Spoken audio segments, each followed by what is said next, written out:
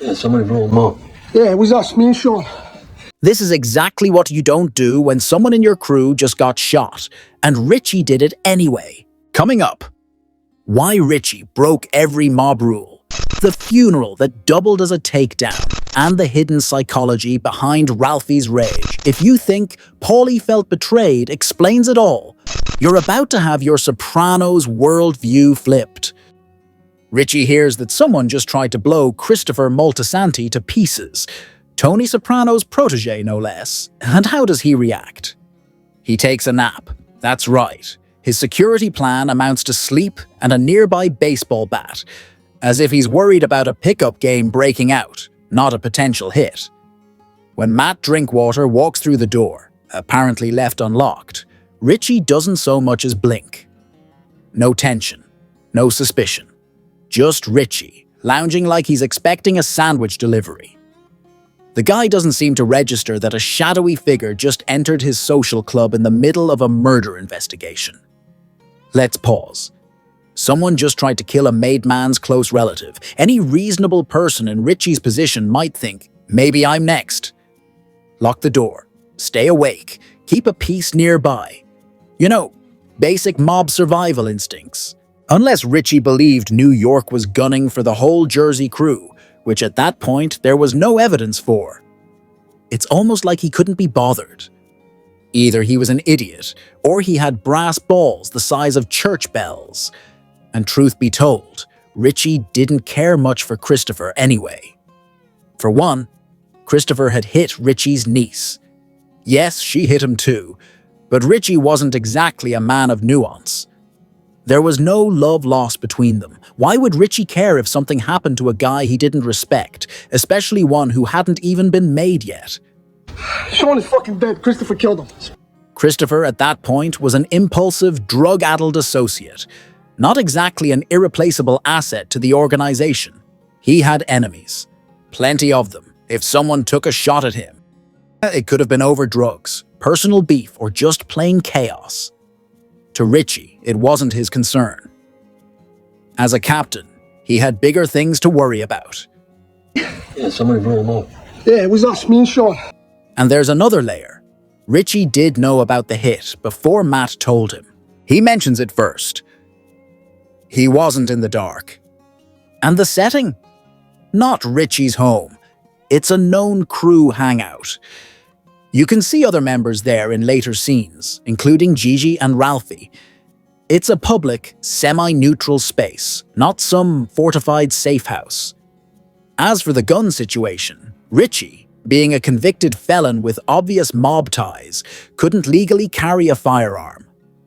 Getting caught with one would have sent him straight back to prison. That baseball bat wasn't just lazy. It was probably the only weapon he could afford to have lying around. Now for that two-faced ungrateful fuck to think I had any part of this. Now, had Matt and Sean actually succeeded in killing Christopher, Richie might have had a different response. They could have shown up like conquering heroes and maybe earned some favor for taking out someone he saw as a liability. Yeah, somebody blew him up. Yeah, it was us, me and Sean. Instead, they botched the job and came running to Richie, who wanted no part of the mess. So no, Richie wasn't panicking. He wasn't plotting. He wasn't arming himself to the teeth. He was doing exactly what he always did, acting like the rules didn't apply to him. Whether that was confidence, arrogance, or plain stupidity depends on how generous you're feeling. Because you don't like him. So what? But either way, Richie Aprile remained consistent, cool, dismissive, and entirely too casual about everything, including attempted murder.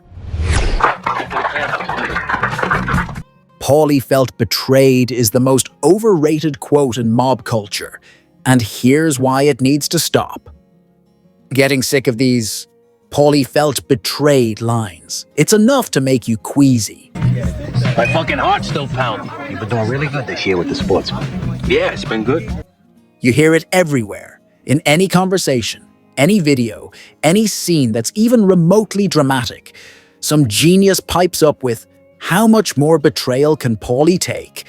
Like it's required by law. I was watching a clip, not even related, and out it comes again. Paulie can't take another betrayal. I mean, what the hell does that have to do with anything? They throw the quote in like seasoning, whether it belongs or not. Half the time, it's just noise, and the other half, it's someone thinking they're being clever. Spoiler, they're not. And when someone pushes back, relax, it's just a joke. Oh yeah? You need a note from your doctor to laugh now? Was that supposed to be real? Should we call someone? I know the ground's kind of hard. I'll give it some of that Siberian action. It's like the rules of conversation don't apply anymore. What's yours is yours, and what's not. Well, apparently that belongs to everybody else now. Nothing's sacred. And what's mine? Not yours to give me. Capiche? I love you, Paulie. We're in it together now.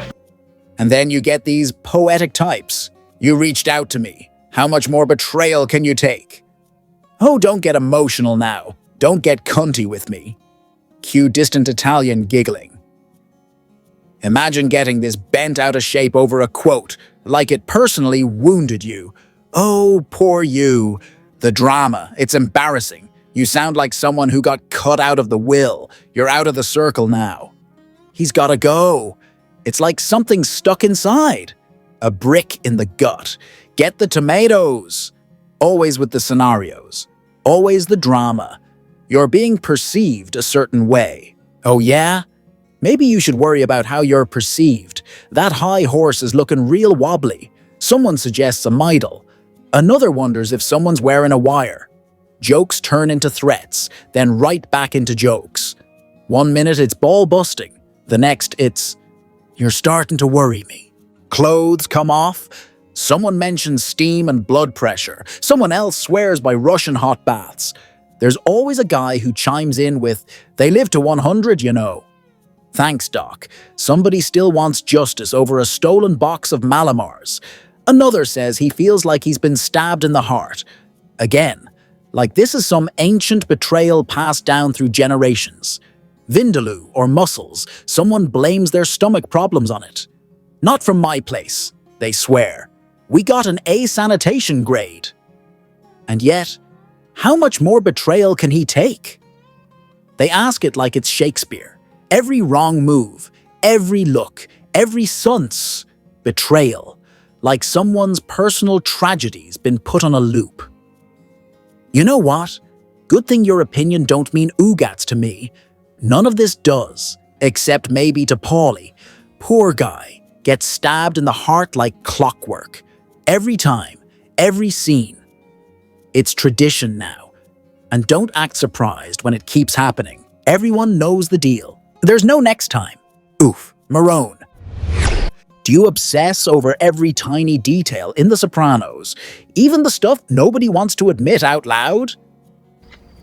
What the fluffy French cocoa piece of shit? There's a question that lingers during that scene where Tony's rifling through Pussy's belongings, searching for the wire. When he comes across Angie's underwear, does he sniff them? At first glance, maybe not. But given what we know about Tony and the general conduct in moments like this, yeah, odds are good. Let's not kid ourselves. Snooping through drawers and giving things a little sniff seems to be part of the unspoken protocol. It's not subtle, but it's not unprecedented either. Angie bumping Sarah. And considering where Angie was emotionally at the time, she wanted Pussy gone.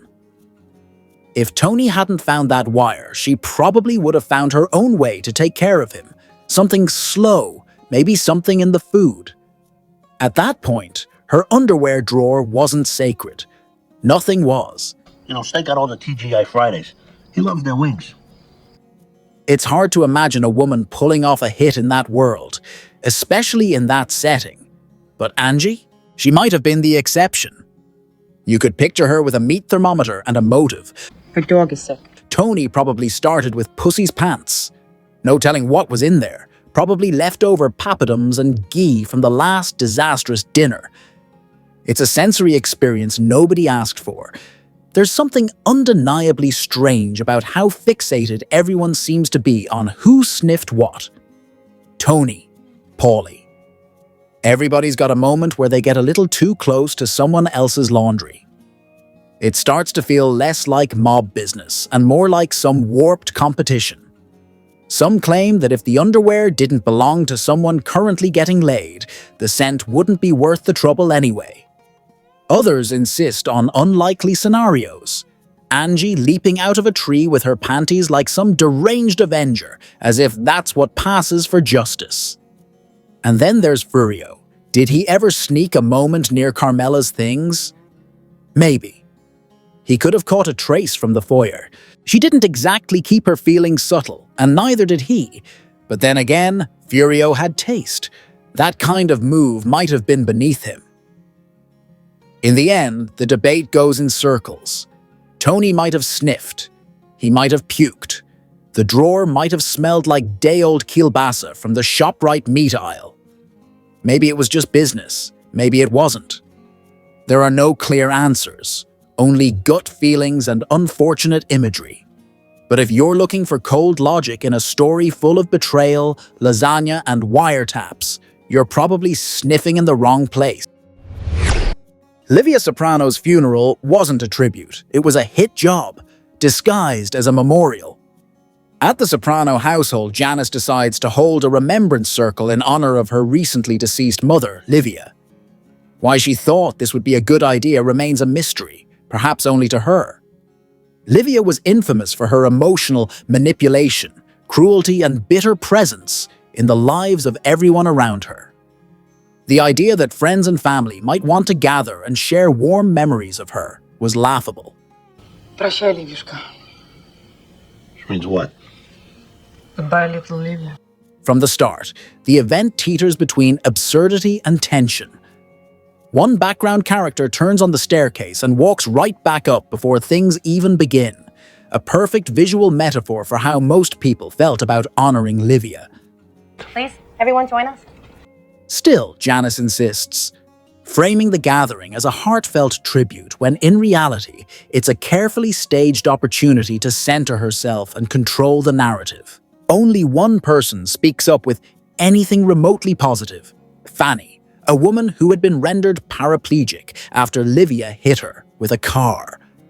Yet it's Fanny, of all people, who speaks gently and offers a sincere memory, forcing the others to physically move aside so she can be seen.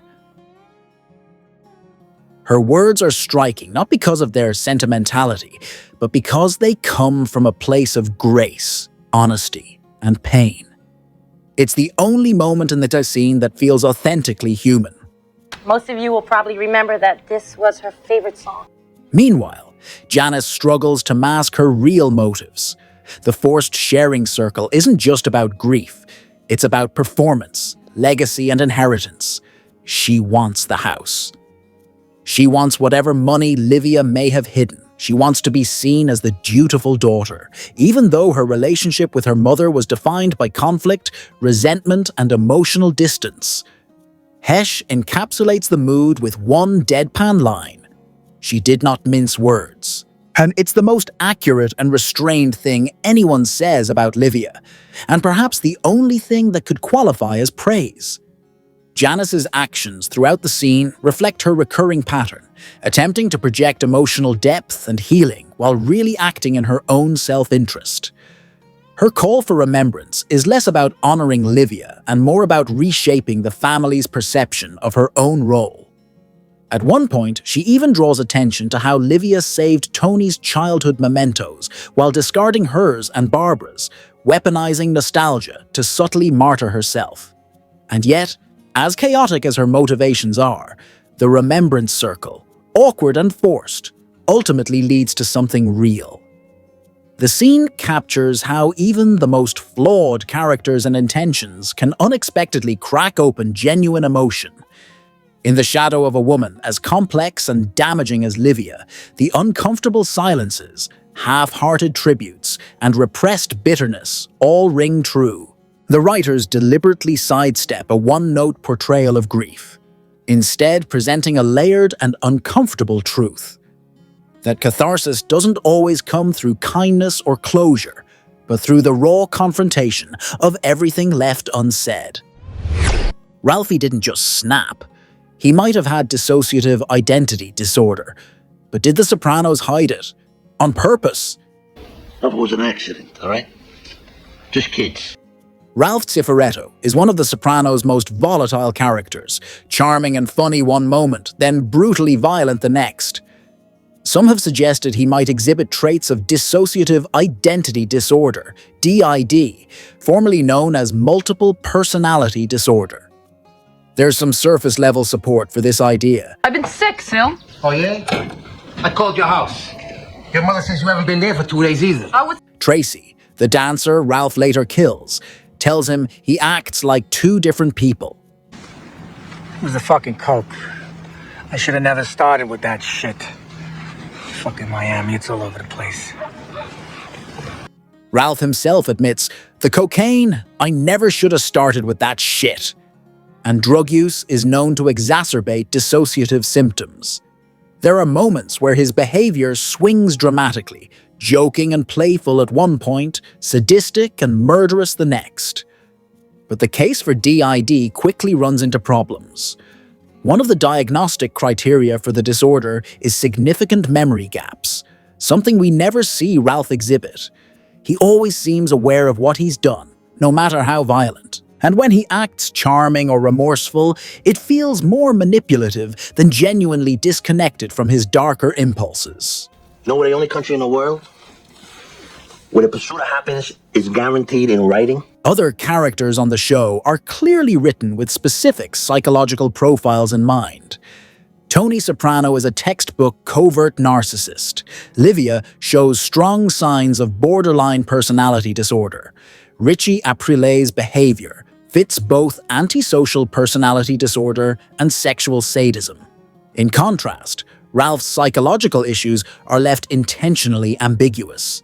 His possible childhood trauma is only implied, not explored. If the writers had intended to portray DID, it's likely they would have made it a more central element, as they did with Tony's panic attacks and therapy. They gotta keep moving or they'll die. They can't breathe or something. A more fitting diagnosis for Ralph might be antisocial personality disorder, combined with substance abuse. He demonstrates a clear lack of empathy, a readiness for violence, and a superficial charm, all common traits among sociopaths. The cocaine doesn't create a new personality, it just strips away his inhibitions.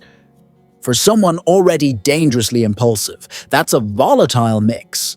It's also important to recognize that DID is a highly debated and rare condition. Some professionals question whether it exists in the way it's typically portrayed. And the way DID is dramatized, distinct and named personalities taking control, is almost never how it presents in real life. More often, it manifests as emotional disconnection, memory lapses, and shifts in behavior patterns tied to trauma. In the end, Ralph doesn't need a dissociative disorder to explain his behavior.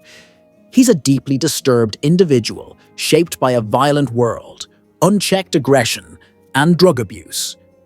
His duality isn't necessarily pathological, it's part of the complex, morally fractured identity shared by many in the show's world. Tony didn't kill Vito because he was gay. He killed him because he wasn't Ralphie. Ralphie's a made guy, Tone. All things considered, he's got legitimate beef. Ralphie was always talked about like a genius with numbers. An absolute machine when it came to generating cash. He handled the Esplanade, pulled millions in construction scams, and had his fingers in everything from union deals to under-the-table rackets. Bro, you're a captain, Ralphie, when I say you're a captain. Tony despised him, but he still promoted Ralphie to captain and kept him around far longer than he wanted to. That says everything. I'm putting a friend in over there. It's captain. Meanwhile, Vito quietly took over after Ralph's death and kept the money flowing. There were no complaints about earnings dropping. He played the union game smart, greased the right palms, and the crew stayed rich under his watch. He even managed to become one of the top earners without making much noise about it. Vito spat a poison ass muncher. What did you just say? I'm sorry, it's true. We ran into this kid. Vito was spotted in a fag bar in New York. But when the truth about Vito's personal life came out, everything changed. It didn't matter how much money he brought in. He became a liability. Tony didn't go to the mat for him. He made a few shallow attempts to keep Vito alive, but as soon as New York started putting pressure on him, he let it go. No speeches, no schemes to protect a top earner. Just silence. Compare that to Ralphie. He caused headaches, serious ones. He beat a dancer to death at the Bing. He torched relationships with New York. He had a smart mouth and zero loyalty, but he brought in serious money. Tony tolerated Ralph far longer than was reasonable for someone he couldn't stand. It wasn't until after the horse and Tracy that Tony finally snapped. And let's be honest. I'm running my ass off for you. It's my decision. Jeez. None of Ralphie's sins were truly unthinkable by mob standards. The Bing girl? Disposable in that world. Janice? A grown woman who'd already had a kid. Jackie Jr. Ralph didn't father him so much as try to steer him, poorly. These weren't reasons to kill someone in that life. The only reason Ralph got away with all of it for so long was the money. Vito's situation was different. He was pulling weight, sure, but once the truth came out, there was no fixing it. New York wasn't going to let it go, and Tony couldn't sell protecting him. Even if Tony didn't think he deserved to die, he wasn't willing to fight for him. Vito's envelope just wasn't fat enough to make it worth the war. So who was the better earner? Ralphie brought in massive scores, made his presence felt, and had deals that kept the entire family fed. Vito was efficient, steady, and knew how to keep things running. But Ralphie was the standout. Losing both hurt, but the operation took a bigger hit when Ralphie was gone. Vito was a solid player. Ralphie was a franchise. That's it for this episode of Sopranos Breakdown. If it hit the spot, help us whack that like button. Let's get to 1,000, capiche? Leave a comment, subscribe, and don't be a stranger. Respect.